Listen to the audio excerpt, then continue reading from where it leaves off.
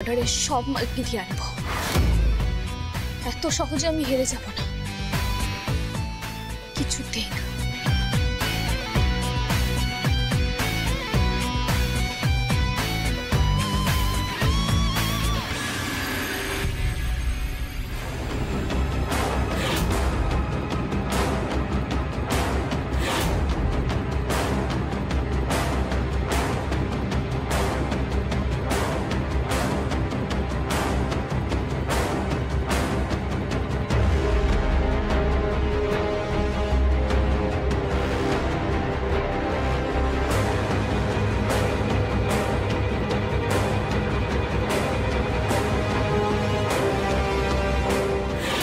আমি 24 ঘন্টা সময় দিচ্ছি, তার মধ্যে আপনি আমার মাল ডেলিভারি করবেন।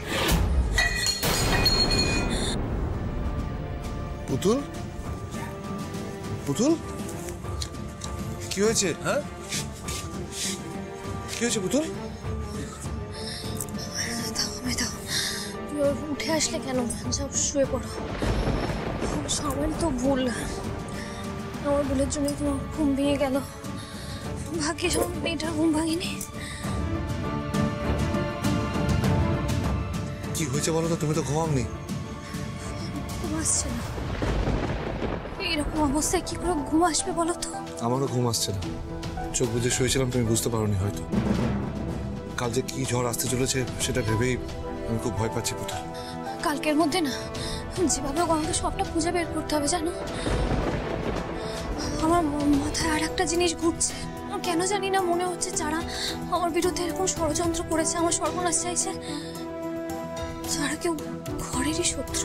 ঘরের শত্রু মানে? মানে মিতুল, মৈনাক বা অঞ্জলি দেবীর কথা বলছো?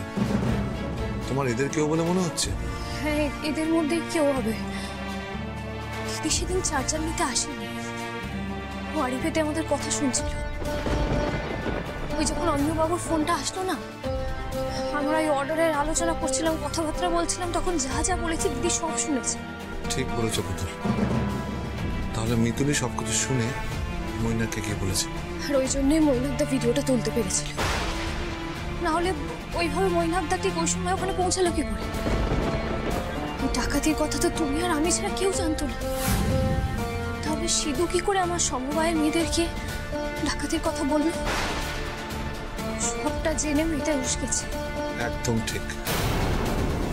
তার মানে মিতুল, মৈনাক আর সিধুর মধ্যে একটা কানেকশন আছে। আর এই তিনটে তার জুড়লেই আমরা পৌঁছে যাব আসল ডাকাতদের কাছে। পুতুল, আমার খুব চিন্তা হচ্ছে ব্যাপারটা নিয়ে। সাধারণ চোর আর ডাকাতের মধ্যে অনেক ফারাক। মানুষ মাত্র